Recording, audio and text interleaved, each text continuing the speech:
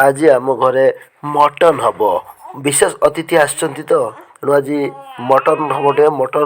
Mutton जी आलू से पकईदे प्याज फ्याज कटा सरी अदा रसुण पेस्ट सहित टमाटो भी पेस्ट कर देछि। डायरेक्ट सीधा जीवा सोरिष तेल डालुची सोरिष तेल डाल दी बर्तमान सोरिष तेल गरम होला परे आम हेतिरे कलर हवापाई टिके चीनी पकेबा अलैच लवंग एगुड़ा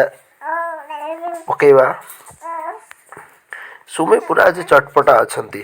जिते क्विक रोषे कर मो भी पार्टी लाड़ आसलानी जल्दी हेले मटन खाइबे बहुत दिन पर मटन आ कलर करने आम काश्मीर लंका यूज करुच्ची काश्मीर लंका जो कलर धनिया पत्र आम बाड़ी रे होता छात उपरे नहीं आसी बर्तमान प्याज पकईदेली प्याज थोड़ा ब्राउन कलर आसिले पुणी अदा रसुण पेस्ट और जो ग्राइंडिंग होगी अच्छी से गुड़ा ऐड करदे एक भल भाव में ब्राउन कर डायरेक्ट प्रेसर कुकर कर मटनटा एमती नॉर्मल रोषे कले सीजेनी तो डायरेक्ट प्रेसर कुकर में कषि आम पूरा घाटी दबा खियाटा पूरा आज जमीब जबरदस्त सेआड़े देखंतु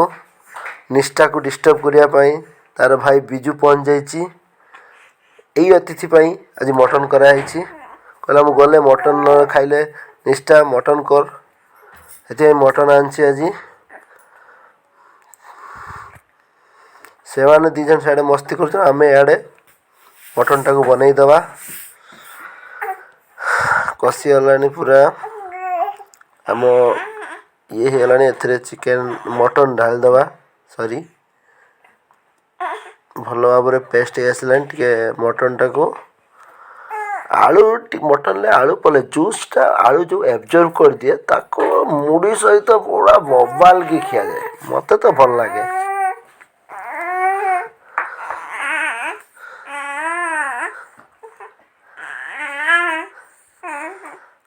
भल भाव में इसको मिक्स करदे मिक्स करके प्रेसर के किस समय हमको घोड़े दबा पुणी गरम हो गला पर एक अच्छा से पानी बाहरी थे पानी मरला पर सीटी मारे दबा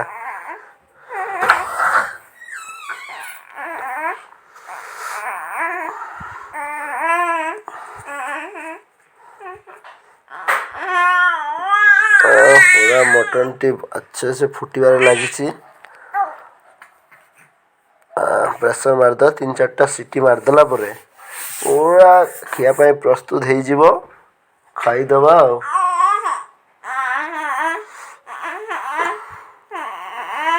देखु मटन केमती बढ़िया कलर आसी बिजू खाई के पलि देखु केमती उषुना भात को मटन कषा